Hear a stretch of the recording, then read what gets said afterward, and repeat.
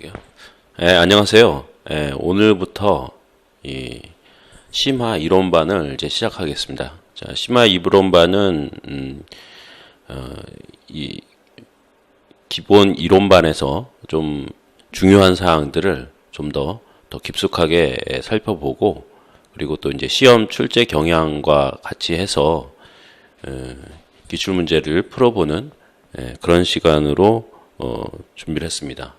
그래서 오늘은 이제 첫 시간으로 이산수학과 그 다음에 이제 논리회로 이 두 가지를 묶어가지고 같이 살펴볼 텐데요. 특별히 그 논리회로와 이산수학에서 보면은, 그러니까 이산수학은 이산수학 자체로만 이제 시험 문제가 따로 나오고 있지는 않지만, 이제 이산수학에서 나오는 여러 가지 개념들이 다른 과목들에 그대로 나오기 때문에 이산수학이 이제 기본이 될 수가 있죠. 그래서 이산수학을 먼저 살펴보고요. 그 다음에 이제 논리회로 같은 경우에는 이제 매년 또 시험 문제가 출제가 되고 있는 그런 영역입니다. 그래서 이 논리회 쪽도 이산수학의 연장선상으로 또 같이 살펴보는 이제 그런 시간을 갖겠습니다. 자, 먼저 이산수학을 살펴보겠습니다. 자, 이산수학은 여러 가지 개념들이 나오는데, 그 중에 집합도 이산수학의 일부라고 할 수 있죠. 그래서 집합에 대한 부분은 요거 하나로 이렇게 정리를 해주시면 될 것 같아요. 그래서 집합과 관련된 여러 가지 법칙들이 있죠. 여기 보시면은 뭐 우리가 그냥 상식선에서도 충분히 알 수 있는 것도 있지만, 조금 이 약간 혼돈이 일어날 수 있는 그런 것 같은 경우에는 한번 다시 점검해 주면 좋겠죠. 대표적인 게 이 드모르간 법칙이죠. 드모르간 법칙 같은 경우에는 이렇게 그 A와 B의 합집합에 대해서 인버스를 하게 되면 각각의 집합에 대해서 인버스하고 거기에 교집합을 하는 형태로 바뀐다라는 것가 이제 핵심 이상이죠. 마찬가지로 이 교집합의 경우에도 합집합으로 바뀌죠. 그래서 이렇게 그 인버스가 됐을 때 이 집합을 표시해주는 일종의 연산자 같은 역할을 하죠. 이 집합, 합집합이나 교집합이 그런 경우에 대해서 이렇게 그 인버스가 되면 합집합은 교집합으로, 교집합은 합집합으로 바뀐다라는 것을 여러분이 염두에 주시면 좋겠습니다. 이러한 것은 이렇게 시험 문제를 풀다 보면은 응용해야 되는 경우가 간혹 나옵니다. 그래서 좀 반드시 좀 알아주시면 좋을 것 같고요. 흡수 법칙도 기억을 해주시는 게 좋을 것 같아요. 자, 흡수 법칙 같은 건 어떻게 된다는 거죠? 이렇게 A와 B의 교집합은 각과 A의 합집합을 하게 되면 A가 된다는 거죠. 그럴 수밖에 없겠죠. A와 B의 교집합 안에 나오는 결과는 결국에는 A의 부분 집합으로 볼 수 있기 때문에, 부분 집합은 당연히 전체 집합과 합집합을 하게 되면 전체 집합이 되겠죠. 자, 마찬가지 합집합 그렇게 되고, 마찬가지로 합집합에 대한 것과 또 교집합을 하게 되면 결국에는 또 자기 자신이 되는 거죠. 그래서 이 두 가지 이 흡수 법칙도 같이 알아두시면 좋을 것 같습니다. 자, 다음으로는 이제 그 이산수학에서 또 나오는 것 중에 하나가 이제 이진수, 그러니까 수의 표현이죠. 수의 표현이 논리회로나 아니면 컴퓨터 구조, 그리고 뭐 알고리즘 이런데 다양하게 수의 표현과 수의 체계에 대해서 주목해서 계속 나오고 있는데, 여러분께서 이산수학에서 그거를 하나 정리를 해놓고 있으면 다른 과목에서 나오더라도 그렇게 어렵지 않게 이해를 하실 수 있겠습니다. 그래서 먼저 수를 여러 가지 수 체계가 있겠지만, 이게 우리가 이제 정보 컴퓨터 분야에서는 가장 중요한 수가 이진수죠. 이진수. 컴퓨터가 이진수로 계산을 하고 있기 때문에, 그래서 이진수를 잘 알아야겠죠. 그래서 이진수에 대한 것은 여기서 나오는 것처럼 이렇게 그 어떤 정수로도 표현할 수 있고, 또 이제 실수로도 표현할 수 있죠. 그래서 정수로 이진수를 표현할 때, 실수를 또 이진수로 표현할 때 각각에 대한 내용이 있으니까 여러분이 참고해 보시면 되겠죠. 예를 들자면 이런 거죠. 지금 여기에 이진수가 있는데 이 이진수를 예를 들어서 10진수로 바꾼다라고 했을 때 이제 이런 연산을 해줄 수가 있겠죠. 그리고 각각의 자릿수에 해당되는 의미가 여기 나온 것처럼 2의 0승부터 해서 한 자릿수 계속 늘어나는 거죠. 그래서 6자리, 7자리에 해당되는 건 2의 6승까지 간다. 그거 알고 계시면 되겠죠. 네. 그리고 이게 실수하고 정수가 좀 다른데, 실수 같은 경우에 이제 소수점이 있는 숫자를 실수라고 하죠. 실수에서는 정수 부분이 있고 이제 실수 부분이 있는데, 이 실수 부분에 소수점 아래 숫자죠. 그 부분에 보면은 이거는 그 앞에서 정수가 2의 양의 정수 형태가 됐다고 하면 실수 부분은 음의 정수 형태로 가게 되고 0 이하부터 소수점 이하, 소수점 이하부터 이 음의 정수의 값이 점점 늘어나는 거죠. 그런 형태로 구성이 되어 있다라는 거를 이해하고 계셔야겠습니다. 자, 그 다음에 이제 팔진수인데, 팔진수는 이진수하고 다르게 기수가 8이죠. 기수가 8인 수를 팔진수라고 하는데, 역시 정수 실수 표현이 이진수 때와 마찬가지로 이렇게 기수가 팔진수기 때문에 8로 구성되어 있죠. 실수 표현은 마찬가지고요. 자, 16진수 마찬가지겠죠? 16진수도 마찬가지고, 다만 이제 16진수는 뭐가 있냐면 우리가 숫자로 표현을 하는, 숫자를 표현할 때 쓰는 이 기호가 이 아라비아 숫자를 쓰잖아요. 그래서 아라비아 숫자를 쓰다 보니까 아라비아 숫자는 0부터 9까지를 표현할 수 있는 숫자이기 때문에 9 이상이 되는 숫자는 어떻게 해요? 조합을 해서 쓰잖아요.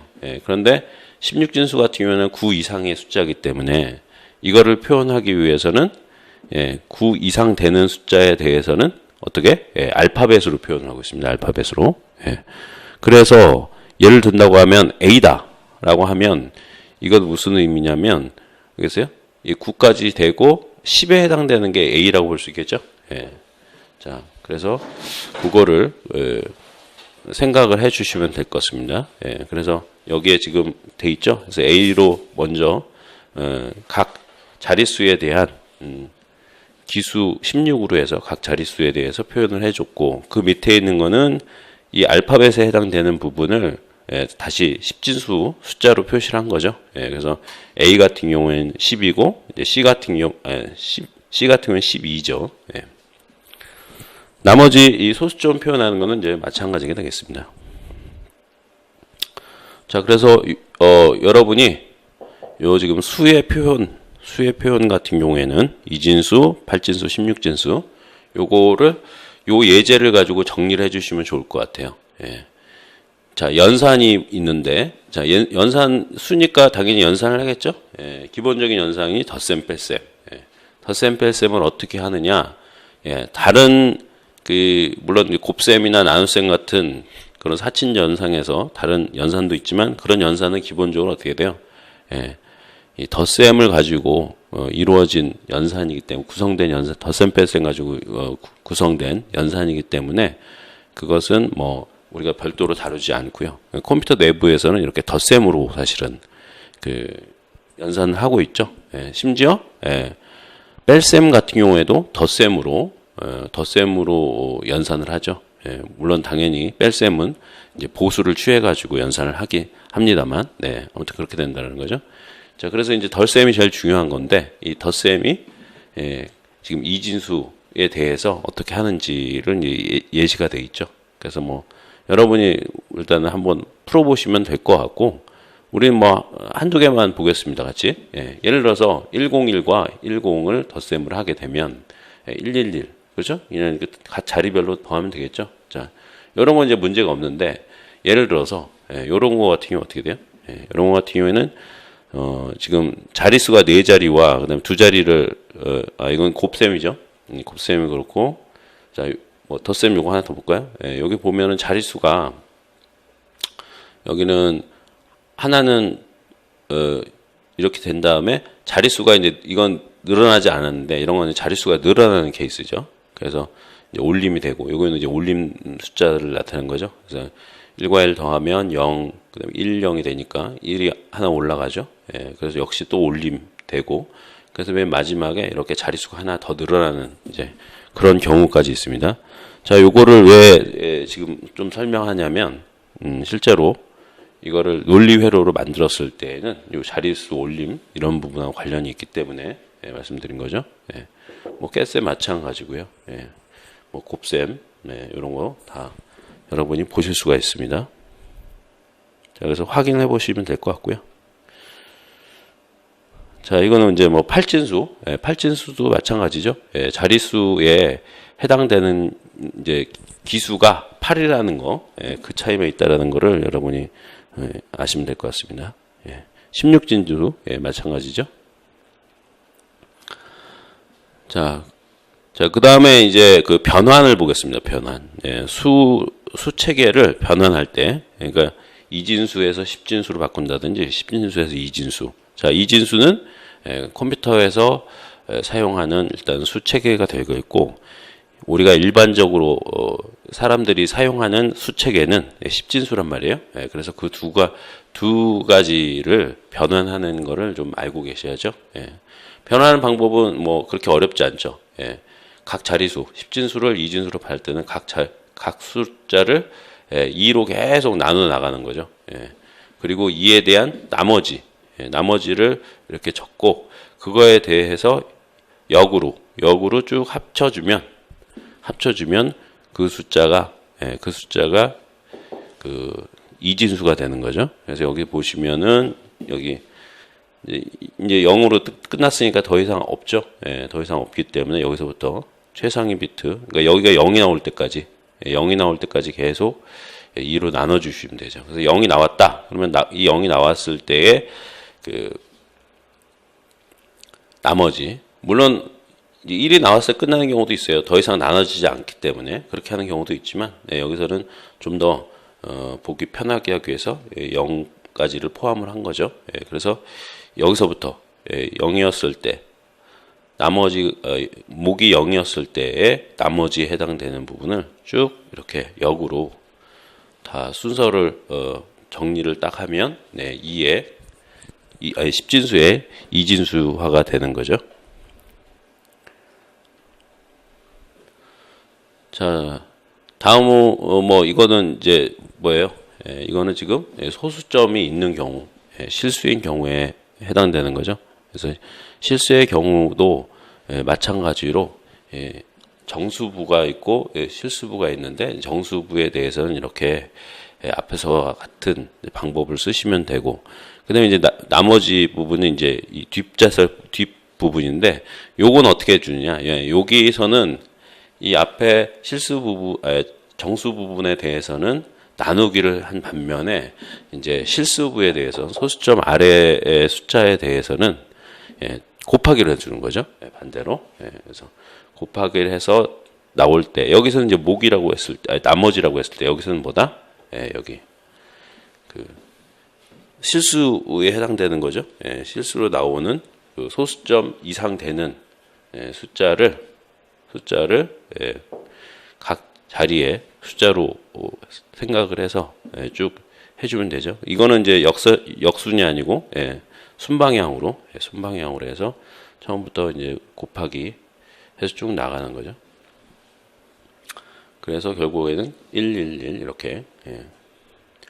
더 이상 이제 여기도 마찬가지로 곱해서 나온 나머지가 이제 0이잖아요. 0에서 끝났단 말이에요. 그래서 111 이렇게 표현을 해줄 수가 있습니다. 자, 그래서 이 각각의 자리수를 이제 10진수로 또 만드는 방법인데, 지금까지는 10진수를 2진수로 10진수를 8진수, 10진수를 16진수로 변환하는 것과 그 다음에 연산하는 거, 이런 것들을 봤었는데요. 이번에는 반대로 2진수, 8진수, 16진수를 10진수로 바꾸는 거. 바꾸는 거는 사실 앞에서 잠깐 언급됐던 것처럼 이렇게 각 자리수에다가 어떻게 해요? 기수의 제곱근 형태로, 제곱근 형태로 하면 되겠죠. 그래서 이렇게 해주시면 되겠습니다. 뭐 어렵지 않죠. 계산만 해주시면 되는 거니까.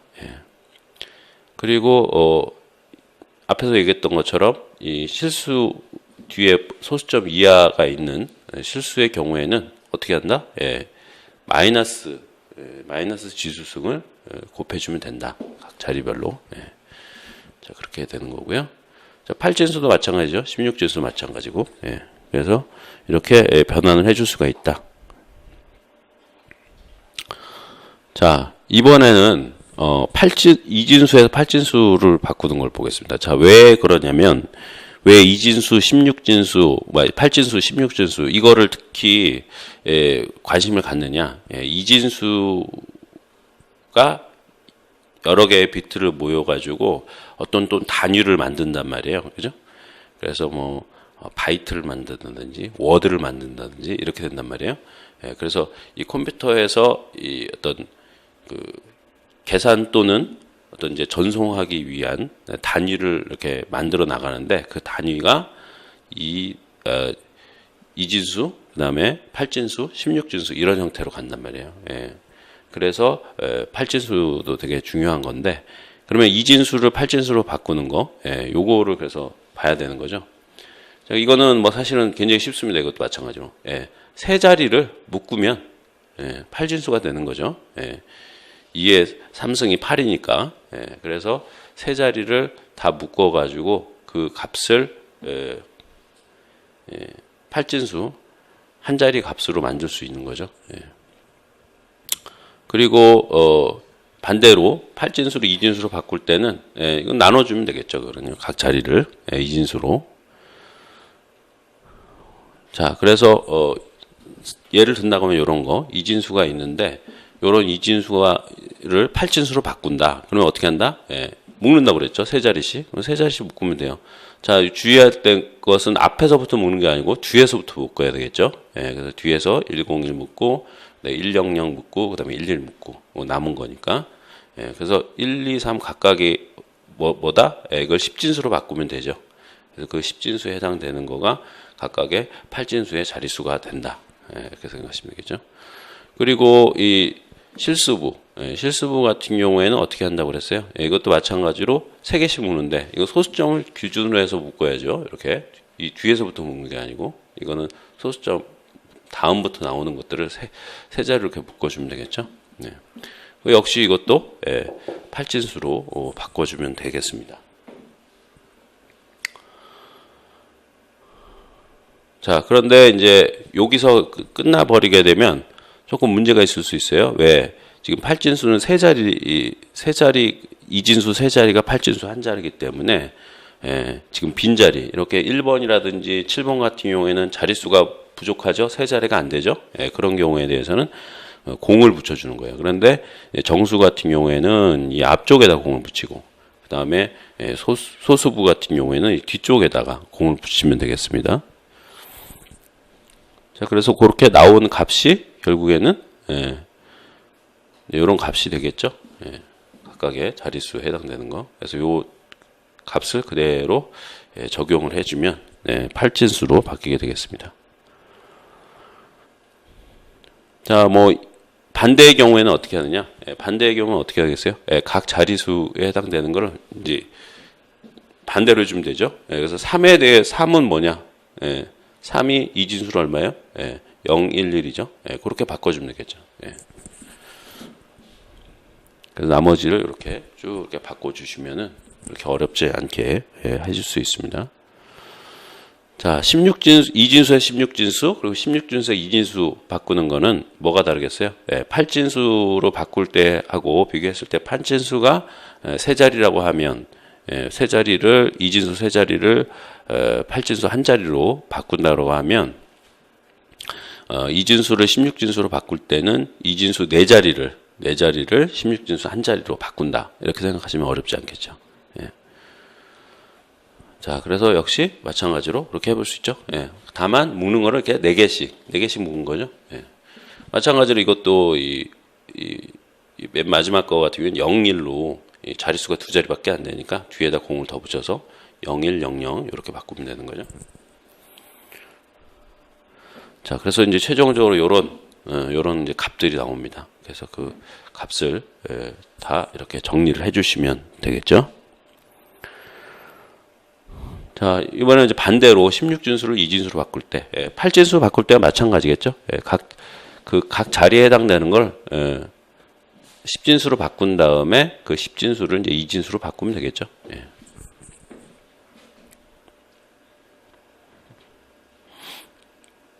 자, 이번엔 이제 보수입니다. 보수. 자, 보수라는 게 왜 필요하냐? 먼저 이걸 생각을 해야 되죠. 이 컴퓨터 구조를 우리가 배울 때 뭐를 배워요? 컴퓨터가 어떤 구조로 만들어졌는지 중에서도 이제 CPU라고 하는 중앙 처리 장치 있죠. 그 장치에서 어떤 구조를 가지고 있고 어떻게 동작하는지를 우리가 배울 때 거기 핵심적인 역할을 하는 게 뭐였어요? ALU라고 그래서 연산기가 있는데 이 연산기가 특별히 어떤 연산기냐? 덧셈하는 누산기라고 하죠. 누산기. 덧셈하는 장치가 그 안에 들어있어요. 그래서 컴퓨터는 기본적으로 더하기가 기본입니다. 다른 연산을 위한 특별히 장치가 있는 게 아니고 덧셈을 위한 장치 하나가 있어요. 근데 이거 가지고 모든 뺄셈, 그 다음에 곱셈, 나눗셈 이걸 다 해야 된단 말이에요. 그러다 보니까 보수라는 게 필요한 거죠. 그래서 보수는 한마디로 뭐냐? 뺄셈을 하기 위한 표현이 보수다. 이렇게 보시면 되겠습니다. 자, 뭐 말뜻은 보수해주는 수 이런 얘기인데 뭐 그거를 우리가 굳이 뭐 알지 않더라도 보수가 어떤 건지만 알면 되겠죠. 그래서 예를 들어서 1에 대한 10의 보수다라고 하면 뭐예요? 10을 만들기 위해서 1이 필요한 숫자 이렇게 되는 거죠. 그러니까 이제 9가 되죠. 이런 경우에는. 그리고 또 반대로 또 다른 예로 3에 대한 5의 보수다 그러면은 3이 5가 되기 위해 필요한 수 이런 거란 말이에요. 그죠? 자, 그런데 이제 요거를 사실은 구할 때 우리가 어떻게 돼요? 요거를 n을 구할 때. n을 구할 때 사실은 뺄셈이 되는 거죠. 10 요거 넘겨서 마이너스 1 해가지고 9가 나온단 말이에요. 마찬가지로 n이라는 보수를 우리가 찾으려면 n을 찾으려면 어떻게 돼요? 요걸 넘겨서 5 빼기 3 이랬을 때 2라는 숫자가 나오잖아요. 그래서 자연스럽게 이 보수의 개념 안에는 뺄셈의 개념이 들어있다. 이렇게 생각하시면 되겠습니다. 그러면 1의 보수는 뭘까요? 1의 보수는. 자, 1의 보수 의미는 여기서 살펴본 것들처럼 어떤 수 n과 합이 돼서 1이 되는 수. 합을 했더니 1이 돼야 된다. 이거예요. 값이. 그죠? 그게 1의 보수란 말이에요. 10의 보수는 합해서 10이 되는 수. 그죠? 5의 보수는 합해서 5가 되는 수. 그러면 1의 보수는 합해서 1이 되는 수. 이렇게 되는 거죠. 그래서 10진수, 그래서 53에 대한 1의 보수가 뭐냐? 이렇게 얘기를 하게 되면 53을 에다가 뭔가를 더해가지고 1을 만드는 수 이렇게 생각을 하면 되겠죠. 그래서 10진수 53을 일단은 2진수로 만든다 이거예요. 2진수로. 2진수로 만들고 이거에다가 뭔가 더하기를 했을 때 1이 나오는 거였으니까 어떻게 하세요? 1에서 요거를 빼주면 되겠죠, 사실은. 그래서 결과적으로는 이게 나옵니다. 근데 이거를 우리가 이 수학적으로 이렇게 풀이를 할 때는 뭐 뺄셈 이렇게 해서 해도 되지만은 컴퓨터에서는 이걸 어떻게 하느냐? 컴퓨터에서는 1의 보수라고 하면 각 자리수의 숫자를 반대로 바꾸는 거죠. 그래서 1을 0으로 0을 1로 바꿔주면 그거에 대한 1의 보수가 나옵니다. 자, 2의 보수는 뭐겠어요? 합해서 2가 되는 수. 그게 2의 보수죠. 자, 2의 보수를 구할 때도 마찬가지로 뺄셈하면 돼요. 뺄셈하면 되는데 문제는 이것도 이제 컴퓨터에서는 어떻게 하느냐? 뺄셈이랑 없기 때문에 1의 보수를 취하고 1의 보수에다가 1을 더 더해준 값이 2의 보수다. 이렇게 하죠.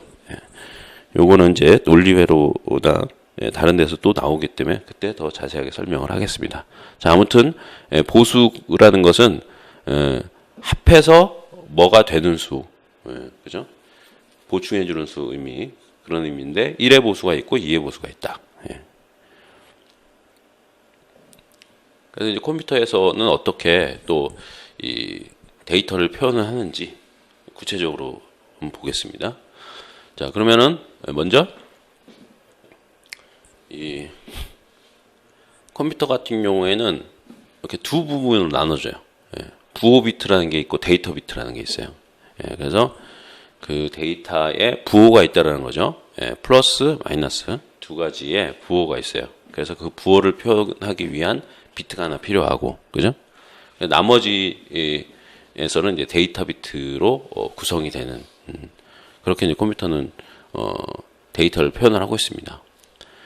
그런데 이때의 이 부호화라는 것은 절대치 표현이다, 이렇게 얘기를 하는 거죠. 예. 이 부호하고 데이터의 절대값을 그대로 표현하는 방법, 이렇게 되어 있는데, 여기 데이터 비트 부분은 절대치고 거기에 부호 비트를 뭐 플러스냐 마이너스냐 이렇게 붙인다라는 얘기죠. 자, 그리고 이제 1의 보수 표현 같은 경우에는 음의 표현할 때 1의 보수를 취하죠. 예. 그래서 이 음수에 대해서 부호화를 할 때 절대 표현에다가 요거 양수죠. 양수에 대한 부호를 할 때는 절대치 표현에다가 부호 비트를 그대로 사용하는 경우고, 그다음에 음수에 대해서는 어떻게 돼요? 절대치 표현에다가 0은 1로, 1을 0으로 바꿔가면서 그렇게 표현을 하면 되겠습니다. 그리고 이제 이해 보수 같은 경우 어떻게 돼요? 역시 이제 음수에 대해서만 이해 보수를 표현을 할 수 있고, 거기다가 이건 어떻게 해요? 표현할 때 1의 보수에 그 1을 더 더한 그런 값이 된다는 거죠. 자, 그래서 이것도 예를 가지고 정리를 해주시면 되겠습니다. 10진수가 53 있고, 그 다음에 마이너스 53이 있는데, 이거를 8비트 부호화 절대치 표현을 쓴다라고 하면, 자, 여기 데이터 부분은 어떻게 한다는 거예요? 데이터 부분은 그대로 가져오면 되겠죠. 이제 이진수를 일단 바꿔줘야 될 거고, 변환 값이 이게 있죠. 그걸 넣어주고. 근데 이게 어떻게 해요? 8비트이기 때문에 데이터 비트가 7비트가 되겠죠. 그리고 부호 비트가 1비트. 그래서 7자리를 채워야 되는데, 이제 뒤에서부터 채워야 되겠죠, 당연히. 이거 6자리밖에 안 되기 때문에, 한 자리는 비어있기 때문에 거기다 0을 넣어주고요. 그리고 마이너스의 이제 경우가 이제 문제죠. 마이너스를 어떻게 할 것이냐. 그러면은 똑같은데 이 부호 비트가 0이 아니고 1이죠. 그게 마이너스의 경우다. 자, 그런데 이거를 1의 보수 표현으로 한번 해보자 이거죠. 1의 보수. 1의 보수의 경우에는 어떻게 돼요? 어차피 1의 보수는 음의 표현만 음수 표현에만 사용한다고 그랬으니까 변화가 없죠. 그런데 음수의 경우에는 1의 보수를 어떻게 하느냐? 절대치가 있단 말이에요. 그 절대치에 뭐 한다고 했어요? 그 반대. 0이면 1, 1이면 0. 그죠? 그래서 지금은 여기는 이제 맨 앞에는 부호 비트니까 요거 빼고 나머지 데이터 비트를 바꿔주면 되죠. 그래서 1은 0으로, 0은 1로 그런 식으로 다 바꿔주시면 되죠. 그리고 맨 앞에는 이제 부호 비트, 마이너스를 표현한, 음수를 표현한 1이 들어가면 되겠고요.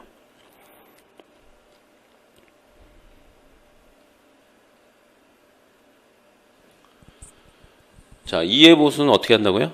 다 똑같은데, 1의 보수가 똑같은데, 맨 마지막에 더하기 1을 더한다. 그죠? 그래서, 맨 마지막에, 이제 요거를 다 바꾸면 이제 1이 0이 되잖아요. 1이 0이 되는데, 거기다가 1 더 더한 거죠.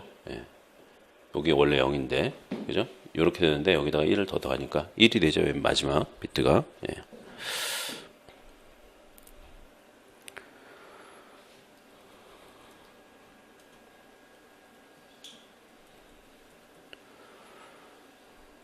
자, 그래서 이번에는 이 예를 가지고 2의 보수, 1의 보수, 2의 보수 이렇게 하면 되죠. 여러분 나머지는 다 여러분이 해보시고 2의 보수만 보겠습니다. 2의 보수 요거 요 두 중에 요거 하나만 해볼게요. 자, 일단은 어떻게 해요? 부호와 절대치표원으로 한다 이거죠. 예, 부호와 절대치표는 요 앞에다가 예, 부호만 붙이고 한다 이거죠. 근데 이게 이제 플러스 마이너스 있으니까 뭐 플러스는 여러분이 뭐 그냥 보시면 되죠. 예, 근데 우리가 지금 관심 있는 건 마이너스니까 마이너스의 경우에 대해서 이해 보수를 어떻게 표현할 것이냐 이제 이거 보면 되겠죠. 예, 그래서 일단은 어떻게 해요? 요거를 1, 2, 3, 123을 10진수 돼 있는 거를 일단은 어떻게 절대값을 붙여서 이진수로 바꾸죠. 예, 바꾼 다음에 어떻게 하는 거예요? 저 부호를 각각의 숫자를 0은 1로 1은 0으로 바꾸면 그게 1의 보수죠. 예, 거기다가 맨 마지막에 1을 더 더하면 이게 이제 2의 보수죠. 그리고 맨 앞자리는 음수를 표현하기 위해서 부호 비트를 1로 만들어 준 거고요. 자, 이렇게 정리를 해 주시면 되겠습니다.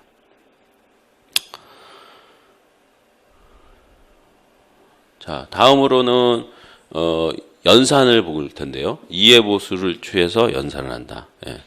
2의 보수를 취하는 이유가 있어요. 예. 2의 보수를 취했을 때 이 마이너스 연산이 이 컴퓨터 내부에서 좀 더 잘 되게끔 이제 그렇게 돼 있기 때문에 그렇게 하고 있습니다.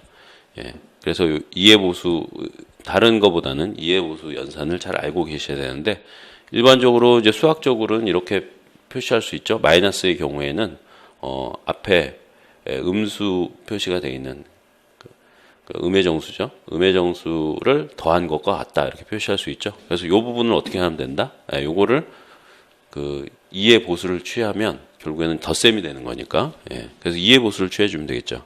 자, 그래서 2의 보수를 취하면 어떻게 되냐? 예. 요 값이 요 마이너스 15의 2의 보수를 취하면 요런 값이 되는 거죠. 예.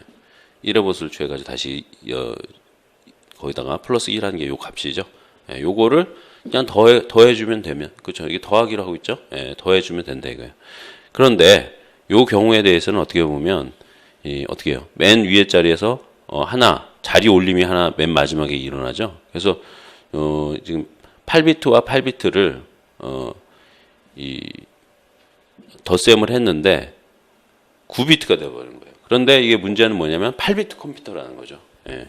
그러면은 데이터를 저장할 수 있는 공간이 총 8비트예요. 근데 넘어가 버렸잖아요. 이거는 저장할 공간이 없죠. 그러니까 이런 경우에는 이제 무시해 버리는 거예요. 예. 그래서 최종적으로 요 연산에 대해서는 요게 나오는 거죠. 자, 그러면은 값이 틀려지지 않겠냐? 예, 이런 생각을 할 수가 있죠. 예. 근데 그거는 이제 걱정을 안 하셔도 돼요. 이거는 각 자리에 대한 연산이 제대로 돼 있고 있기 때문에 이건 무시해도 상관이 없습니다. 자, 그래서 결과적으로는 이런 연산이 되는 거죠. 뭐 실질적 연산은 여러분이 해보시면 될 것 같고요. 예. 자, 이것도 마찬가지 연산이니까 여러분 이건 해보십시오. 각자.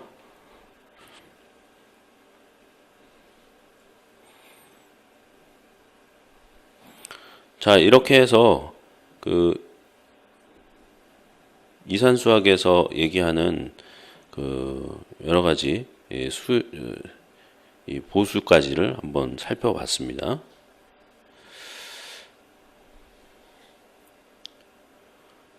자, 그리고 이제 이어서 논리연산을 할 텐데요. 잠시만요. 자, 이어서 논리를 살펴보겠습니다. 자, 논리에 보면은 기본적으로 이제 진리표라는 게 있죠. 진리표. 예.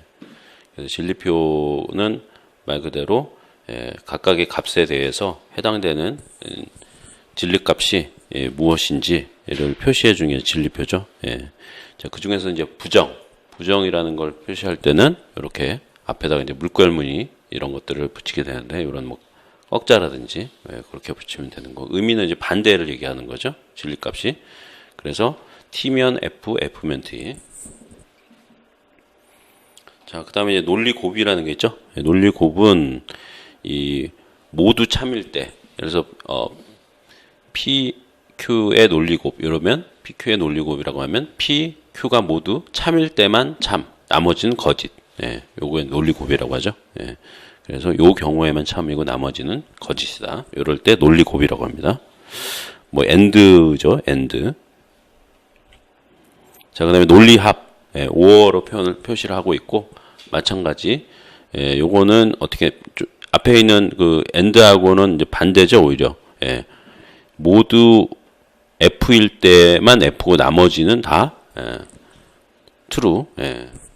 모두 거짓일 때, P와 Q가 다 거짓일 때만 거짓이고 나머지는 다 참이다. 이렇게 얘기할 때 이제 논리합이라고 얘기하고요.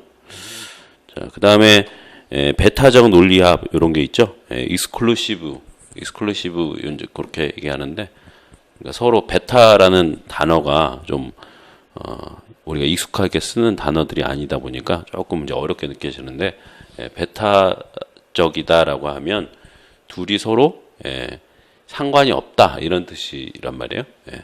그래서 베타적인 논리합, 논리합은 오화죠. 그래서 X, 익스클루시브의 약자 X를 따가지고 X오화라고 얘기하죠. 표시할 때는 이렇게 원 안에 플러스 기호가 있는 거를 쓰고 있습니다. 자, 요거는 무슨 뜻이냐? 이 서로 상관이 없을 때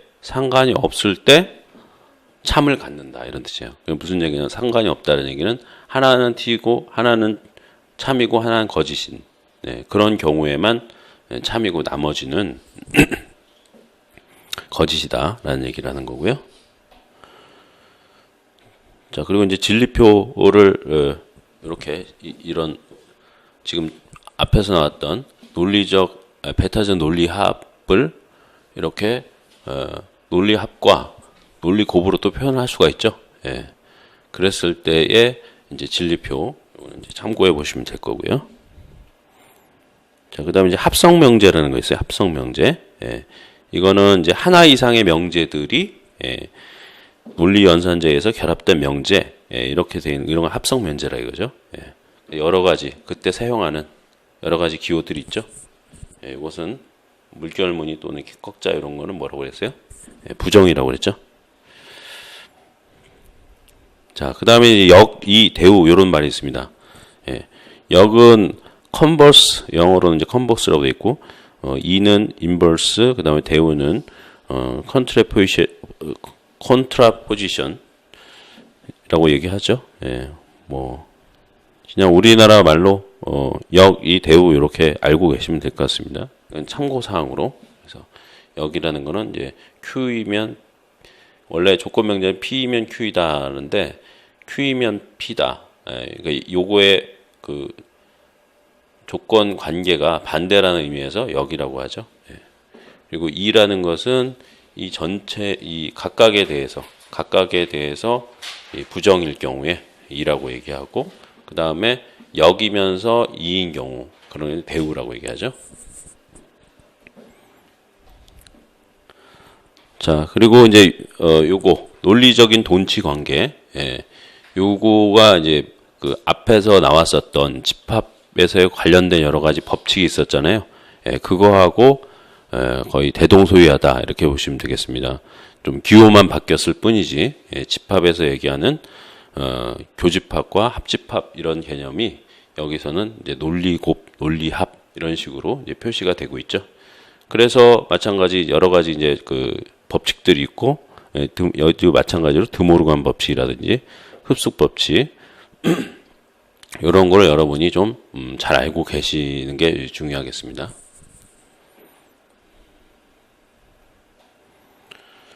자, 다음으로는 이 이산수학에 나오는 여러 가지 개념 중에서 우리 정보 컴퓨터와 관련된 부분들만 지금 이제 핵심적으로 하고 있는데 그 중에 이제 그래프도 있어요.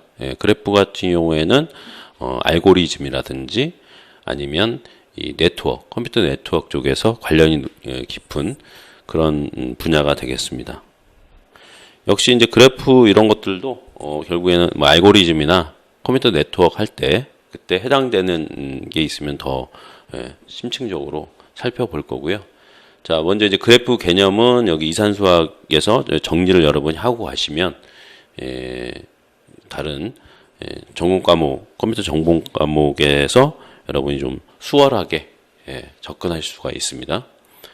자, 그래서 이제 그래프 보면 뭐라고 표현이 되어 있냐면, 공집합이 아닌 꼭지점의 집합 V와 서로 다른 꼭지점의 쌍을 연결하는 모서리 집합 2로 구성된 구조. 이걸 그 그래프라고 한다라는 거예요. 그러니까 여기서는 말이 좀 이렇게 길게 되다 보니까, 정의로 되다 보니까 좀 이 정의 자체로 이해하기 쉽지 않은데, 간단히 생각하면 뭐겠어요? 꼭지점, 여기서 핵심적인 단어는 꼭지점 모서리 이거예요.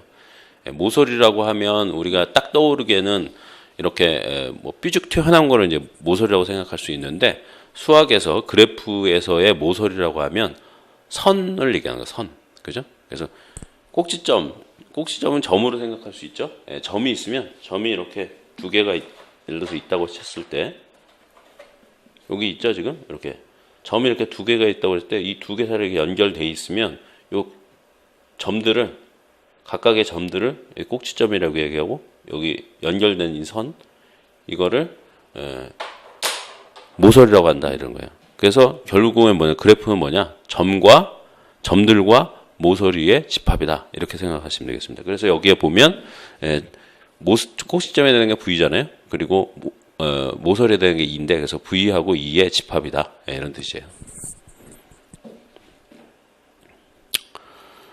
자, 그리고 이제 뭐 인접했느냐, 근접했느냐, 이제 요런 용어들도 나오죠. 그러니까 이제 뭐 용어를 할 때, V하고 2는, 여기 V하고 U하고 V가 있는데, V하고 2가 이렇게 모서리로 이렇게 연결이 돼 있으면 이게 근접했다, 인접했다라고 하고, 그러니까 요거는 인접했다, 그죠? 서로 인접했다, 점들끼리, 꼭지점끼리 인접했다라고 표현을 하고, 그 다음에 모서리 입장에서는 모서리가 각각의 꼭지점에 근접했다, 이런 표현을 쓴다는 거예요. 그냥 참고사항으로 알고 계시면 될 것 같습니다.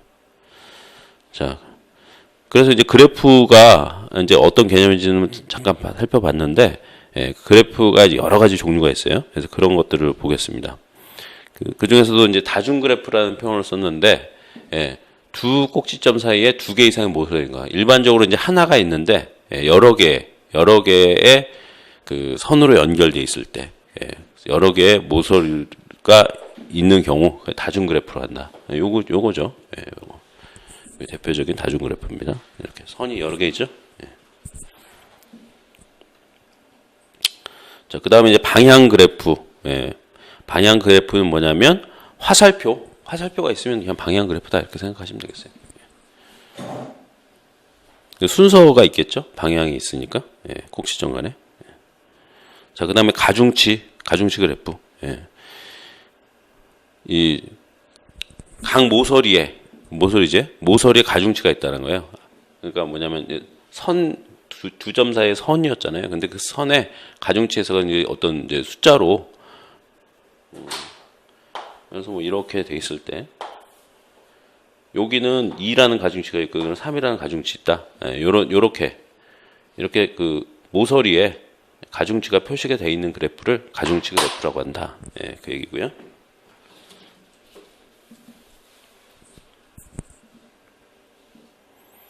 자, 그 다음에 차수라는 표현이 있어요. 차수. 차수라는 것은, 여기서는 어떻게, 뭐겠어요? 이 꼭지점 V에 근접하는 모서리의 수. 자, 근접이라는 표현이, 아까 어떻게 했어요? 이 인접이라는 단어가 있었고, 또 근접이라는 게 단어가 있었잖아요. 그러니까 근접은 모서리 입장에서 했죠. 그랬을 때, 꼭지점 V에 근접한 모서리수. 모서리가 몇 개 근접이 돼 있느냐, 이제 그런 거죠. 그랬을 때, 이 차수가 이제 홀수인 경우에는 이게 홀수점이라고 하고, 짝수인 경우에는 이제 짝수점이라고 한다라는 거죠. 그래서 이 차수에 따라서 홀수점이 있고 이제 짝수점이 있다. 그리고 이제 이것도 방향 그래프가 있을 수 있겠죠. 그랬을 때 방향 그래프의 경우에는 외차수, 내차수, 그죠? 꼭지점에서 외차수라는 거 하면 어떻게 했어요? 꼭지점에서 시작하는 화살표 수가 있고 끝난 화살표가 있겠죠? 거기에 따라 외차수, 내차수 이렇게 표현을 한다는 거예요. 자, 그래서 요게 보면 어떻게 해요? 지금은 이거 무방향 그래프죠. 방향이 없어요. 이런 그래프가. 이것도 그래프죠. 자, 그래프가 뭐라 했어요? 꼭지점과 그다음에 모서리들로 구성이 돼 있으면 그게 그래프다. 그러니까 이거 그래프 맞죠. 근데 이거에서의 차수, 차수가 어떻게 되는지를 보게 되면, 자, 이거 어떻게 돼요? 일단 왼쪽에서 요거는 어떻게 했어요? 요 입장에서는 차수가 어떻게 돼요? 요게 이제 자, 보세요. 이 꼭지점 입장에서는 어떻게 해요? 모서리 수가 여기 하나 있고 여기 하나 있는 거죠. 이 꼭지점의 입장은 어떻게 돼요? 요거 하나밖에 없죠. 그래서 얘는 1차, 얘는 2차 이렇게 되는 거죠. 차수가. 이제 그거를 이게 펼쳐서 지금 보여준 거예요. 펼쳐서.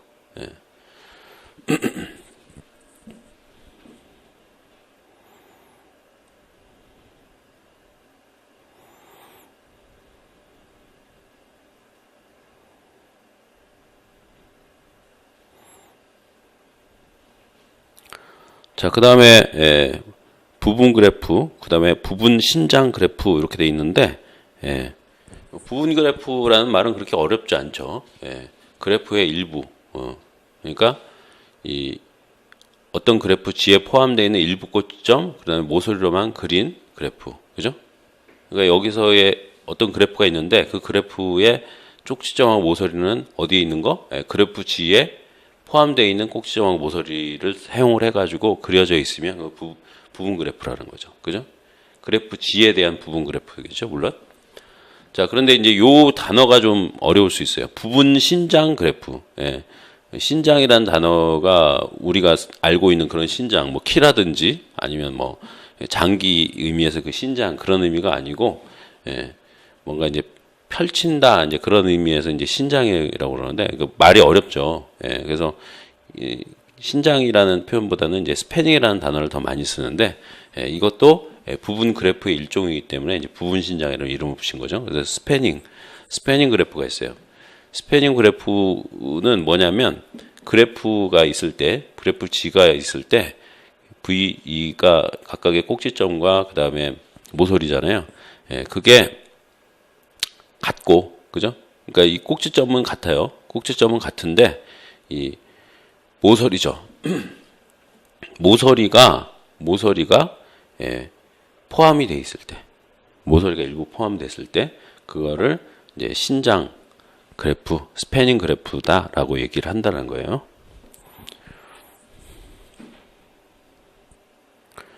그래서 이제 꼭지점은 같고 모두 포함한다는 의미가 그거죠. 그래서 모서리만 포함한다. 이제 모서리도 사실 모서리라는 단어보다 이제 엣지라는 표현을 더 많이 쓰기는 하는데 참고하시면 될 것 같고요. 자, 그래서 이 스패닝 그래프가 어떤 거냐? 자, 일단 그래프가 요렇게 있어요. 그래프가 있는데 요거의 스패닝 그래프는 요거다. 자, 뭐라고 그랬어요? 꼭지점은 모두 있어야 된다고 그랬죠? 꼭지점이 4개가 있어요. 그러니까 여기도 그 4개가 있죠. 자, 그런데 이 꼭지점은 4개인데 모서리는 몇 개예요? 하나, 둘, 셋, 4개란 말이에요. 그럼 이 4개가 다 있어야 되느냐? 아니죠. 부분으로 있으면 된다고 그랬죠. 그래서 여기서 이제 3개밖에 없어요. 그러니까 이거는 스패닝 그래프가 맞죠. 자, 이거는 부분 그래프예요. 자, 일부만 있으면 된다고 그랬죠. 꼭지점이든 또 이 꼭지점뿐만 아니고 이 저거예요. 모서리도 일부분만 있으면 되니까 이건 부분 그래프라고 얘기하고, 요거는 꼭지점은 다 있는데 모서리만 일부기 때문에 스패닝 그래프라고 얘기합니다. 자, 다음은 이제 인접 리스트. 인접 리스트는 건 아까 이제 인접이라는 단어가 꼭지점의 입장에서 인접이라고 얘기했잖아요. 그래서 인접 리스트도 그런 의미입니다. 그래서 그래프 G가 있는데 그걸 구성하는 각 꼭지점에 인접하는 꼭지점들을 연결 리스트로 표현한 거. 그래서 여기서 인접 리스트라고 했을 때 이 인접이라는 거는 꼭지점에 인접한 꼭지점들의 목록 이렇게 생각하면 되겠죠.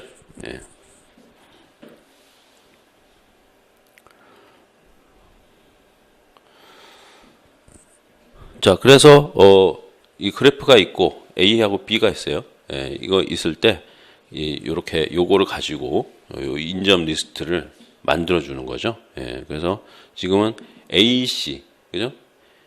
A에서 C로 가는 거, 그 다음에 B에서 C로 가는 거, 그 다음에 D로 가는 거, 이렇게 될 수 있죠. 그러니까 B로 시작해서 B, 그 다음에 C, 그 다음에 D, 이렇게 되죠. 예. B에서 C로 가서 D로 가서 이렇게 가능하겠죠. 예.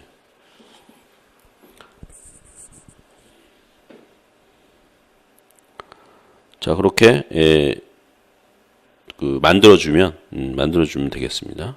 예. 그러니까 여기 지금 보면은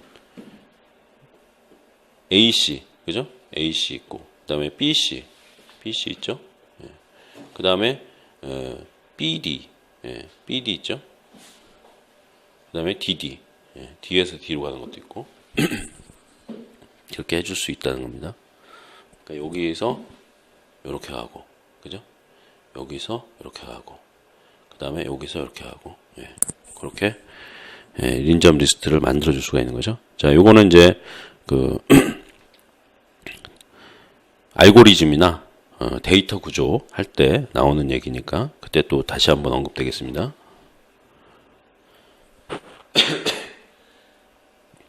그래서 앞에 있는 거는 이제 그래프 A에 대해서 이제 얘기를 한 거고요. 예. 다음으로 이제 그래프 B에 대해서, 예. 그래프 B에 대해서는 이런 식의 또 인점 리스트가 나올 수가 있겠죠. 예. 자, 다시 한번 보겠습니다. 자, 요거는 요거에 대한, 그죠? 그래서 D는 D로 갈 수 있죠, 그죠? 그 다음에 B도 B에서 D로 갈 수 있죠. 그리고 C에서 B로 갈 수 있죠, 그죠? A에서 C로 갈 수 있고, 그죠? 예, 그걸 지금 나온 거예요. A에서 C로 갈 수 있고, 그 다음에 B에서 C로 갈 수 있죠. 예. 그 다음에 C에서 A로 갈 수 있고, 그 다음에 D에서 B로 갈 수 있고, 그래서 B에서 다시 D로 갈 수 있고, 이렇게 되는 거죠. 예. 그런 식으로 구성이 된 거라고 보시면 되겠습니다. 자, 그리고 요 B의 경우에는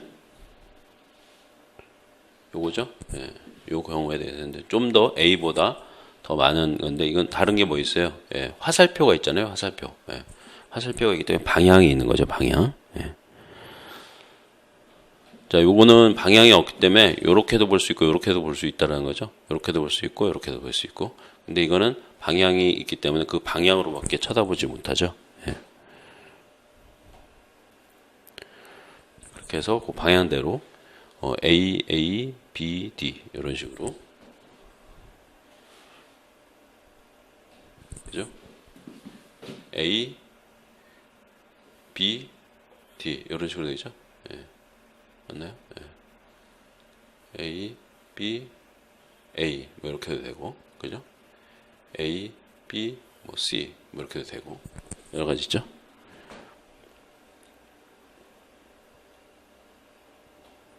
자, 다음으로는 이제 트리 보겠습니다.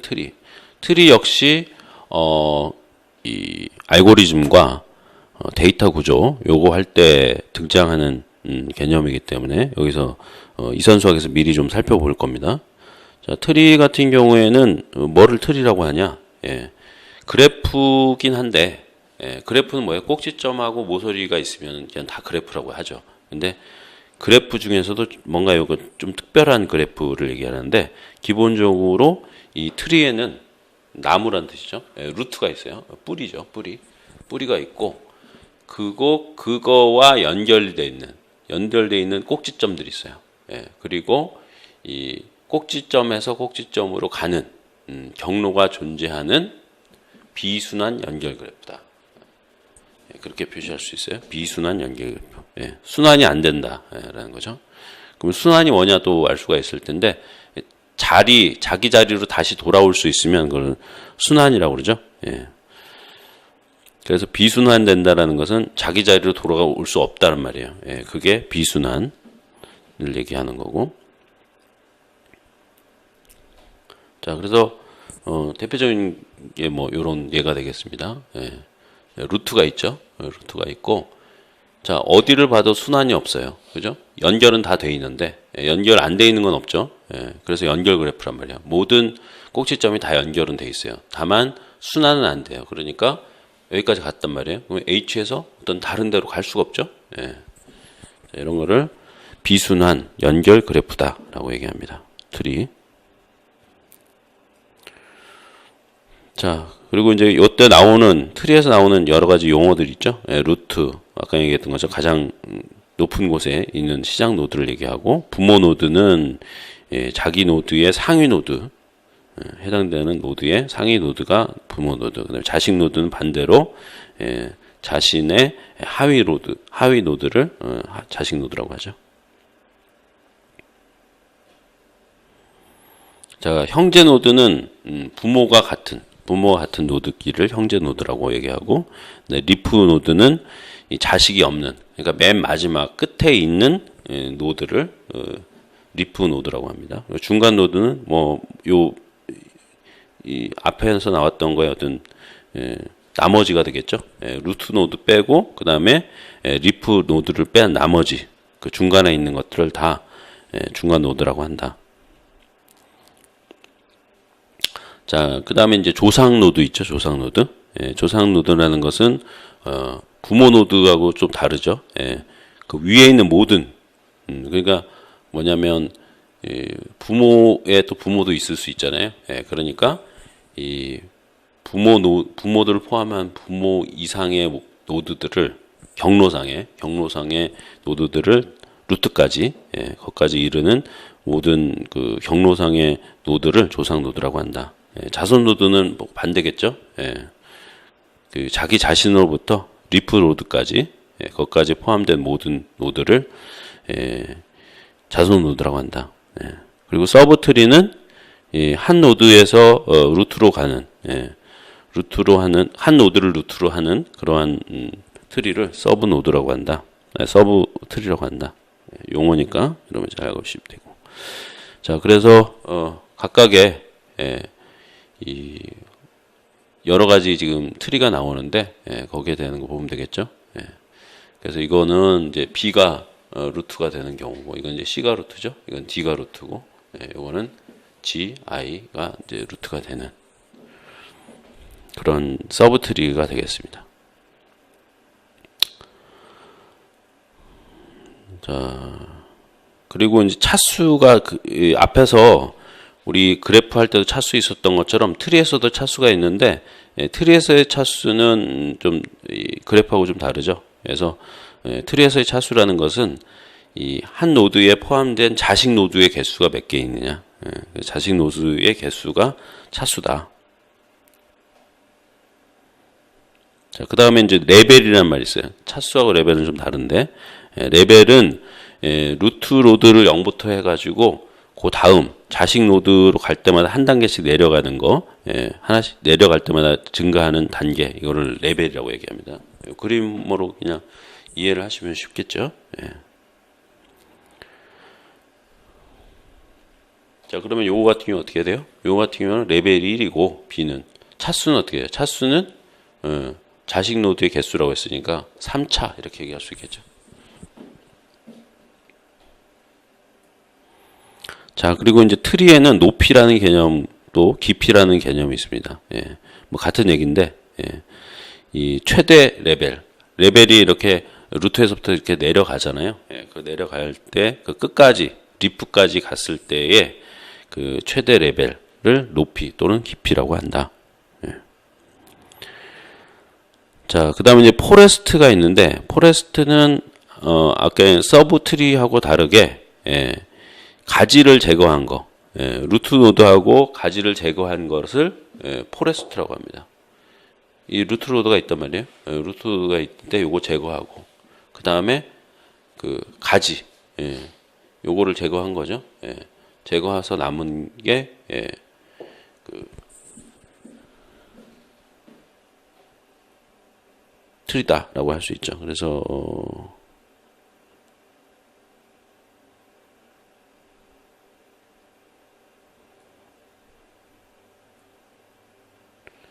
그렇죠? 예. 루트를 제거해서 지금 요 앞에 요거 있죠? 요 그림에서 요걸 제거를 해요. 루트를 제거를 하고 요걸 이 모서리를 끊어내죠. 그러면 요렇게 남겠죠?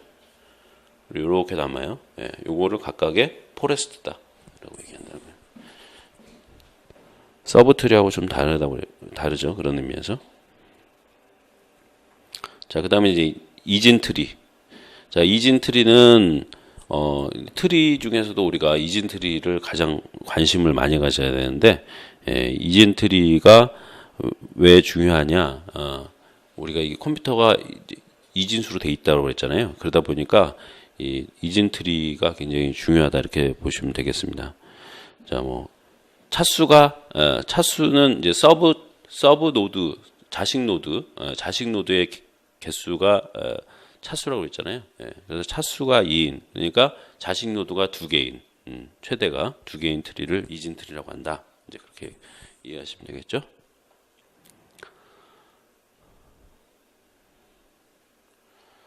자, 그 중에서도 이제 완전 이진 트리가 있어요. 완전 이진 트리.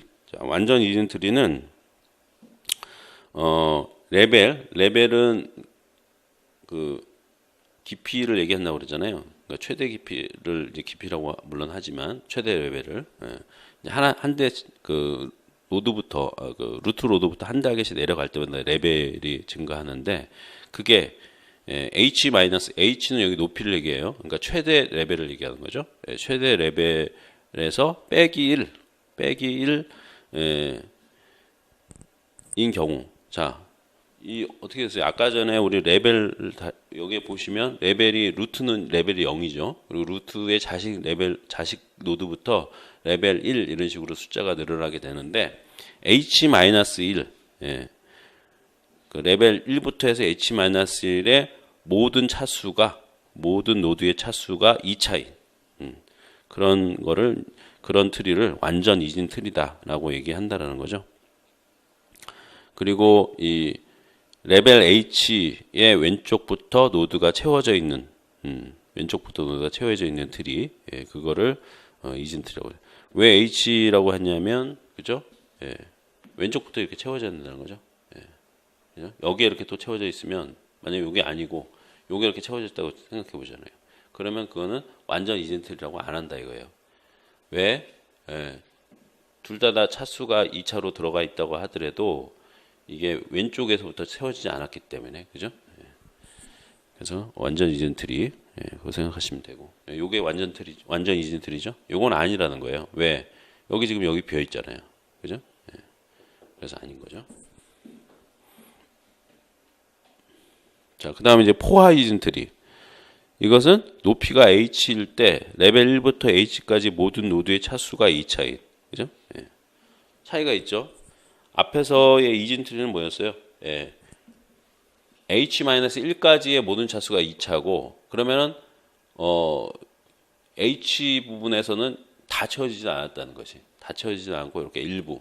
그죠? 일부만 채워졌을 때 요거는 이제 완전 이진 트리. 근데 완전 이진 트리보다 더 많이 채워진 것은 포화 이진 트리. 이건 이제 더 이상 채워질 수가 없죠. 그래서 포화 이진 트리라고 한다. 자, 그리고 편향 이진 트리라는 것도 있죠. 한쪽으로 이렇게 쭉 왼쪽이나 오른쪽 한쪽으로만 서브 트리를 가지는 그런 트리를 편향 이진 트리라고 한다. 자, 이제 이진 트리하고 관련이 제일 높은 게 연결 리스트예요. 연결 리스트.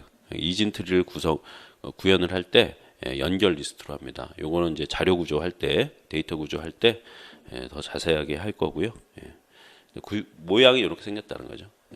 데이터가 있으면 왼쪽에 자식 노드, 그 다음에 오른쪽에 자식 노드의 주소가 있는 그런 형태가 된다.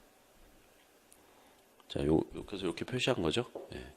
자세한 사항들에 대해서는 우리가 데이터 구조에서 확인해 보면 되겠습니다.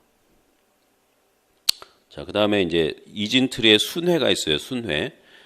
순환이 아닙니다. 순환. 순환은 그래프에서 순환이라고 얘기하고 순회는 이진 트리에서 순회라고 얘기를 하는데 다 일일이 한 번씩 방문하는 거겠죠. 다 방문을 하는 것을 순회라고 그래요. 그래서 순회라는 것은 모든 노드의 데이터를 처리할 수 있도록 한 번씩 방문하는 방법, 이건 이제 순회라고 한다는 거죠. 자, 이 순회는 루트 노드에서 시작이 되죠. 그리고 일단은 데이터 읽기 전에 노드가 존재해야 되겠죠. 그래서 노드 존재를 먼저 탐색을 하고, 그리고 이 탐색하는 순서는 어떻게 되냐면 형제 노드 중에서는 가장 왼쪽에 있는 노드를 먼저 탐색을 하는 거죠. 자, 그리고 이제 순회 방법이 세 가지가 또 나눠지는데, 전위 순회라는 게 전위 순회는 부모 노드, 자식 노드, 왼쪽 자식 노드, 오른쪽 자식 노드 이렇게 순회하는 거를 전위 순회라고 해요. 전위. 자, 그러면 예를 들어서 요거 같은 경우 어떻게 돼요? 요 지금 트릭 같은 경우는 부모 노드, 왼쪽 자식 노드 이렇게 되는 거죠. 그 다음에 오른쪽 자식 노드 이렇게 된다는 거예요. 그 다음엔 또 어떻게 됐어요? 이제 부모 노드가 다 끝났으니까 요 입장에서는 이제 자식 노드 또 나와야 되겠죠? 자식 노드, 왼쪽 자식 노드, 오른쪽 자식 이렇게. 그걸 이제 전위 순회 방법이라고 한다. 그래서 요 예를 든다고 하면 A가 제일 첫 번째, 그 다음에 B, 그 다음에 C, D, E, 그죠? A, B, D, E 이렇게 된다는 거죠. 그죠? 자, 부모 루트부터 시작이 되니까 일단 무조건 요거고, 그 다음에 이 루트에 자식 노드가 B하고 C가 있는데 B를 먼저 왼쪽 거 먼저 한다고 그랬죠. 근데 왼쪽 거를 보면 왼쪽 거도 또 자식 노드가 있죠. 그래서 B의 자식 노드 D, 그 다음에 왼쪽 노드, 오른쪽 노드 해주고, 이게 다 끝났어요. 다 끝났으면 이제 다시 그 위에 형제 노드죠. B 입장에서 현재 노드로 와가지고 거기에 또 자식 노드까지 보는 그런 식으로 되어 있죠. 그래서 A, B, D, E, C, F, A, B, D, E, C, F 요거를 뭐라고 한다? 전위 순회한다 얘기한다는 거예요. 자, 그 다음에 중위 순회가 있어요. 중위 순회. 자, 요거는 일단은 왼쪽 자식 노드를 먼저 보는 거. 왼쪽 자식. 그 다음에 부모 오른쪽 자식. 요게 순회하는 거. 후위는 뭐예요? 후는 반대죠. 반대로 이 부모를 가장 맨 나중에. 그래서 지금 전위, 중위, 후위 할 때 그 주인공은 누구냐? 부모 노드가 언제 그 방문이 순회가 되느냐, 이제 그걸 얘기하는 거죠. 그랬을 때 가장 나중에 부모가 가장 나중에 순회가 되기 때문에 요거는 이제 후위 순회라고 한다는 거예요. 그래서 자식 왼쪽 자식, 오른쪽 자식, 그다음에 부모 이렇게. 자, 그래서 요거를 가지고 다시 한번 보면은 지금 전위는 여기 있고요. 전위 다시 보겠습니다. 전위, 후위, 그다음에 후위 말고 중위 있었죠. 중위, 그 다음에 후위 있었는데, 전위는 여기 나온 것처럼 A, 그 다음에 B, D, E, C, F 이렇게 되죠. 중위는 어떻게 돼요? 중위는 두 번째 가운데에 루트를 가운데에 부모 노드가 온다 이렇게 돼 있으니까 어떻게 해요? 요게 아니죠. 루트부터 하는 게 요게 아니고 여기서부터 해야 되겠죠. 그죠? 그래서 B, 그죠? 그 다음에 A, C 이렇게 그렇게 되는 것처럼 보일 수 있는데, 자, 이거 보세요. 여기도 B가 하면 안 되는 게 B가 또 이게 뭐예요? 얘도 맨 마지막 자식 노드가 아니잖아요. 그러니까 그 밑에 또 자식 노드 있을 거 아니에요. 그러니까 이쪽으로 쭉 가가지고 여기서부터 시작돼야지. 그죠? 그래서 D. 그 다음에 어떻게 해요? 중위는 그 다음에 이제 부모 나오는 거죠. 그래서 B. 그죠? 그리고 이제 오른쪽 자식 노드. 자, 그래서 여기 이제 다 끝났어요. 그러니까 왼쪽 다 끝났죠. 왼쪽 다 끝나면 이제 가운데. 그죠? 가운데 부모가 되고, 그 다음에 이제 오른쪽. 오른쪽 이렇게 보면 되겠죠. 그래서 C. 그죠? 그 다음에 F. 여기 오른쪽 봤는데 여기에서의 왼쪽이 없잖아요. 왼쪽에 있으면 왼쪽 할 텐데 왼쪽이 없단 말이에요. 그러니까 그 그러니까 A 입장에서는 왼쪽 자식 노드란 말이에요. 그러니까 요거가 되는데 요거 입장에서는 오른쪽 자식 노드죠. A 입장에서는. 근데 C 입장에서 또 왼쪽 자식 노드가 있으면 왼쪽 자식 노드를 먼저 할 텐데 없어요. 없으니까 부모 노드죠. 부모 노드 하고 그 다음에 자식 노드 하는 거죠. 그래서 이렇게 되는 거죠. 자, 후위는 어떻게 되나요? 후위는 부모 노드가 제일 마지막에 하는 거죠. 그래서 왼쪽, 오른쪽, 부모 이렇게 된단 말이에요. 그러면 왼쪽. 그럼 역시 이것도 D로 시작을 하면 되겠죠. 그 다음에 오른쪽. 그럼 어떻게 돼요? E가 되겠죠. 왼쪽, 오른쪽이니까. 그 다음에 부모라고 그랬잖아요. 부모. 그럼 B가 되죠. 그죠? 그리고 이제 이거 끝났어요. 그러면 이제 여기는 끝났단 말이에요. 여기 끝났으면 그 다음에 여기 오는 게 아니고 오른쪽이 와야겠죠. 오른쪽. 그죠? 오른쪽을 봤는데 오른쪽에 보니까 오른쪽에서 또 왼쪽이 있을 거 아니에요. 근데 왼쪽 없단 말이에요. 그러니까 오른쪽 보는 거죠. 그래서 뭐예요? F가 먼저 되는 거죠. 그리고 나서 부모죠. 그 다음에 후이니까. 그리고 이제 끝났어요. 그러면 또 부모 맨 마지막에 나오죠.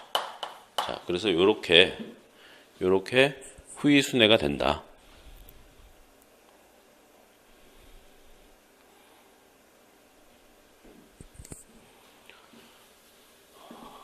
자, 요게 왜 중요하냐? 탐색을 하기 위해서 필요한 거죠. 탐색 결국에는.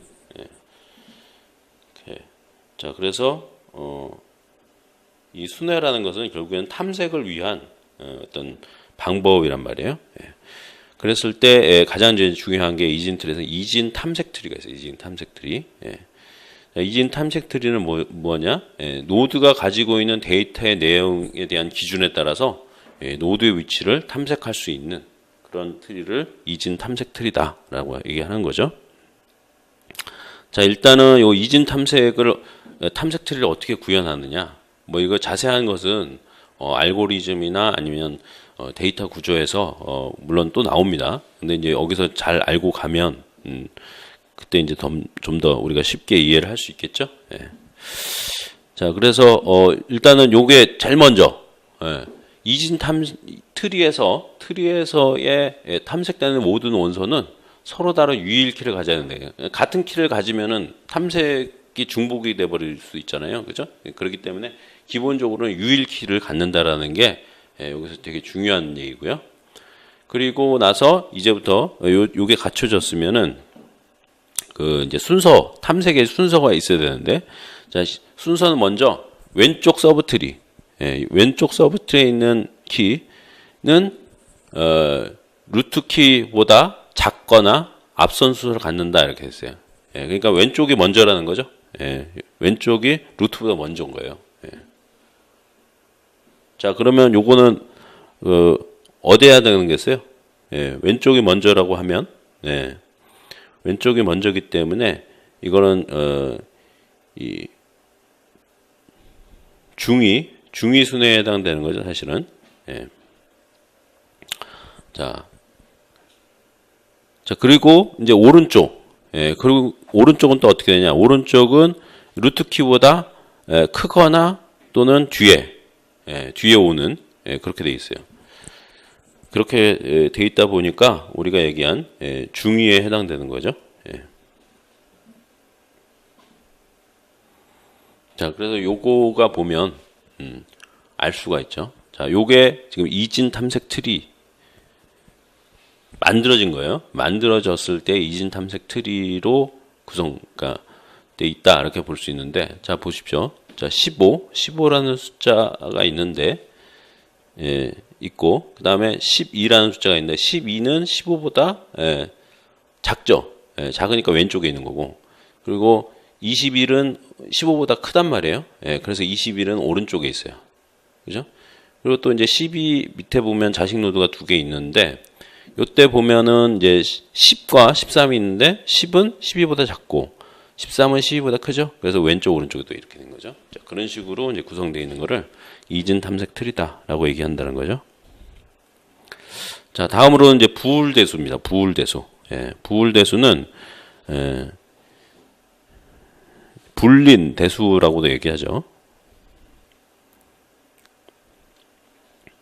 영어로 이제 불린인데, 또는 논리대수, 이렇게도 표현을 하고요. 0 또는 1을 입력받아서 0 또는 1을 출력하는 회로 논리 계산을 형식화한 걸 부울대수라고 얘기한다는 거죠. 그러니까 부울린이라는 것 자체가 참거짓을 얘기한단 말이에요. 참거짓. 참거짓이기 때문에 참거짓을 따지는 대수가 부울대수다, 이렇게 생각하면 되겠죠. 그래서 부울연산을 보게 되면 부울값이라는 게 있고, 그건 뭐겠어요? 0, 1을 얘기하죠. 부울변수, 0과 1을 받을 수 있는 그런 변수. 부울함수, 그러면 n개의 부울변수하고 부울연산자로 구성되어 있는 식. 그러니까 변수와 연산자로 부울 변수와 연산자로 구성된 식을 부울 함수라고도 얘기하죠. 자, 그다음에 이제 부울 보수. 반대를 얘기하는 거죠. 반전된 거. 그래서 뭐 0이면 1인 거고 1이면 0이고. 자, 부울 합. 뭐 덧셈 생각하면 되겠죠. 자, 그리고 자, 그런데 여기서 보셔야 될 것은 0과 0을 더하면 이거는 이제 우리 수학하고 같아요. 근데 자, 요거가 중요해요. 요거. 자, 무슨 얘기냐면 부울 변수에서는 값을 더했을 때 둘 중에 하나가 1이면 얘는 1이에요. 그러니까 이런 의미에서 이건 뭐겠어요? 우리가 논리합의 개념이죠. 이렇게 보시면 되겠고요. 자, 부울곱. 그래서 지금 앞에서 우리가 부울대수를 앞에서 얘기할 때 뭐라고 얘기했어요? 논리대수라고도 했었죠.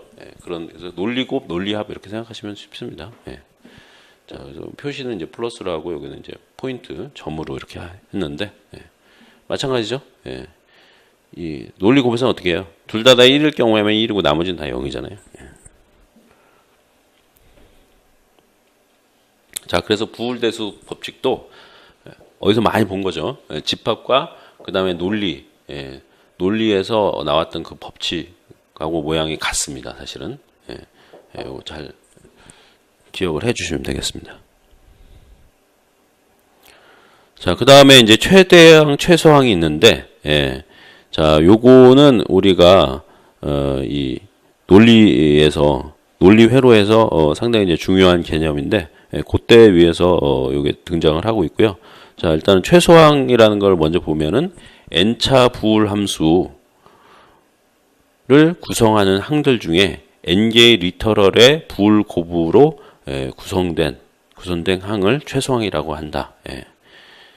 부울 곱으로 각각의 이제 부울값도 있잖아요, 변수도 있잖아요. 그것들의 곱으로 구성된 항을 최소항이라고 하는 거고, 그 다음에 최대항 반대죠. 부울 합으로 구성되어 있는 항을 최대항이라고 한다.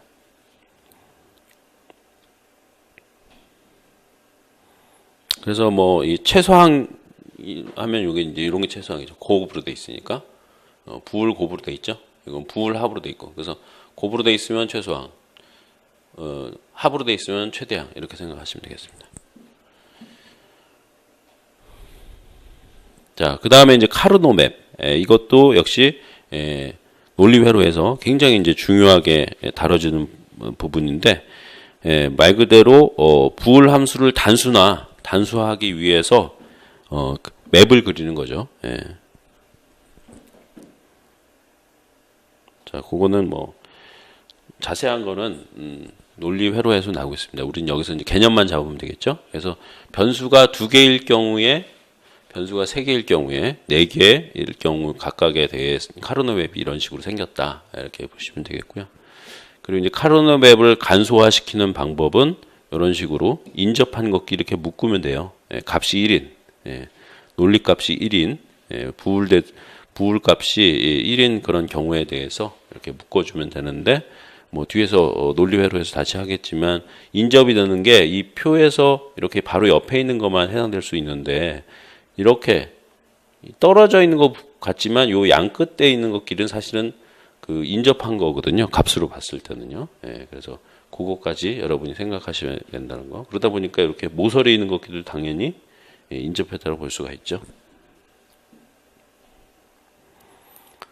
자, 그래서 뭐 여기 인접한 얘가 있는데 이제 요런 카르노맵이 있을 때 묶어주는 간소화를 어떻게 시켜주냐 이런 식으로 해줄 수 있다는 거죠. 자, 요렇게는 안 됩니다. 요렇게는 이렇게 셋으로는 인접했다고 해도 할 수가 없어요. 공통점이 없어요. 여기까지 하면은 그죠? 그래서 짝수 형태로 해야 된다. 물론 이렇게 6을 해도 짝수가 되는 것처럼 보지만 정확하면 이제 2의 배수 형태로 해야 된다. 그래서 요거는 안 됩니다. 그러니까 2의 n승이죠. 2의 n승 형태로만 묶을 수 있다. 이렇게 보시면 되겠습니다. 그러니까 최대로 이렇게 묶일 수 있겠죠. 그래서 이렇게 묶을 수도 있고 이렇게 중복될 수 있다 이거죠. 그리고 뭐 요거 같은 이렇게 크게 묶을 때는 가능한 크게 묶어주는 게 중요하죠. 자, 그 다음에 논리 게이트. 자, 이제 이거를 앞에서 우리가 이제 부울 대수를 봤는데 이거를 논리 회로에서는 논리 게이트로 표시를 할 수가 있단 말이에요. 그래서 앞에서 부정해다는 게 낫이죠. 낫 게이트 같은 경우 이런 식으로 돼 있고 입출력에 대한 부분은 진리표하고 마찬가지로 생겼죠. 자, 그 다음에 엔드 게이트, 오아 게이트. 자, 모양이 이렇게 생겼다라는 거. 그 다음에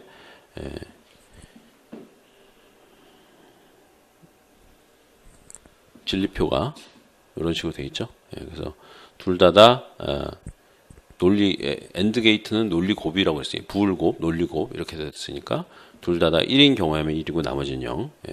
오아 게이트는 논리 합, 부울 합 이러기 때문에 둘 다 0인 경우에는 0. 그렇게 된 거죠. 자, 그다음에 낸드 게이트 있고 그다음에 엔드 게이트에다 낫을 붙인 거죠. 노아 게이트는 오아 게이트에 낫을 붙인 거고. 자, 그 다음에 이제 XOR 게이트,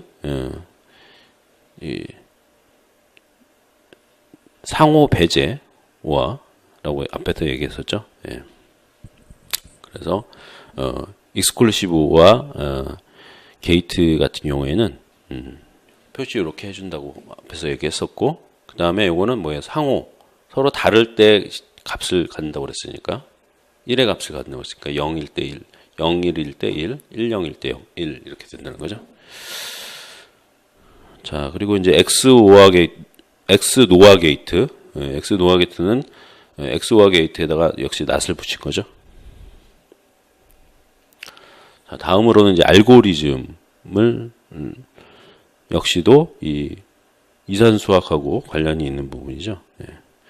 그래서 알고리즘이라는 것은 결국에는 문제를 해결하기 위한 체계적인 단계를 알고리즘이라고 한다.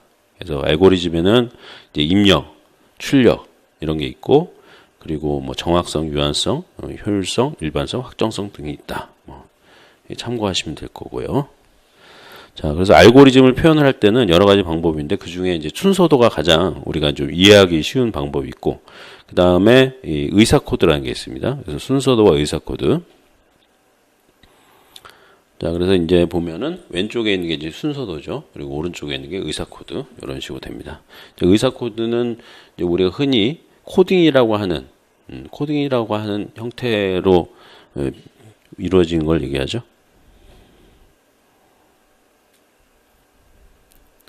자, 그리고 이제 알고리즘에서 되게 중요하게 다뤄지는 부분이 이 복잡도입니다. 복잡도. 그래서 복잡도라는 것은 또 나눠질 수가 있는데 시간 복잡도 또는 이제 공간 복잡도 이렇게 나눠져요. 그래서 시간 복잡도라는 건 말 그대로 프로그램 수행되는 시간을 얘기하고, 공간 복잡도라는 것은 이제 프로그램이 결국에는 이제 컴퓨터 내부에서 돌아가는데 컴퓨터 내부에서 차지하는 공간, 기억 공간, 저장되는 거, 기억되는 공간이 어떻게 되느냐에 따라서 이제 공간 복잡도라고 얘기를 하는 거고요. 자, 이런 복잡도를 얘기할 때는 표기할 때는 빅5라고 하는 표기법을 사용을 하고 있습니다. 자, 그래서 뭐 복잡도 FN은 OGN이라고 이라는 그 복잡도 표시 수식이 있다고 하면 요거는 FN은 GN의 차수 이렇게 표현을 한다는 거죠. 예. 차수라는 표현을 쓴다는 거예요. 복잡도가. 자, 그래서 이제 복잡도의 크기 관계를 복잡한 정도의 정도 차이를 나타내는 거죠. 그래서 이렇게 1인 경우가 이제 가장 작은 거고, 이제 가장 큰 경우가 이제 2의 n승 같은 그런 경우가 가장 복잡하다라고 얘기할 수 있는 거죠. 그래서 비고 1 같은 경우는 이제 상수 복잡도라고 예를 들어서 하고, 그 다음에 2의 n승, 비고 2의 n승 같은 경우는 이제 지수 복잡도라고 하죠.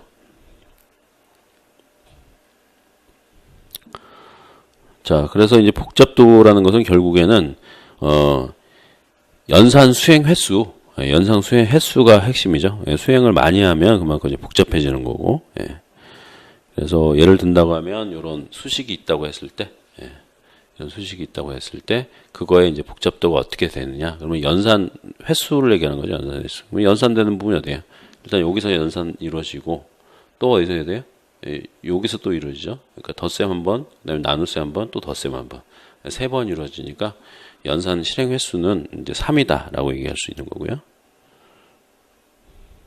자, 여기까지 해서 이산수학에서 등장하는 것들이 다른 영역에 또 정보 컴퓨터 과목에 나오는 부분들을 한번 개괄적으로 한번 살펴봤습니다. 그래서 이제 알고리즘이든 뭐 데이터 구조든 컴퓨터 네트워크이든 이제 이산수학과 관련된 부분들이 쭉 나올 텐데 그걸 이제 공부하시다가 좀 잘 모르겠다 하는 부분들이 있다고 하면 이산수학을 관련된 부분을 찾으셔가지고 다시 한번 확인해 보시면은 공부에 많은 도움이 될 것 같습니다. 자, 여기까지 해서 이산수학을 마치고요. 이어서 논리회로를 하겠습니다.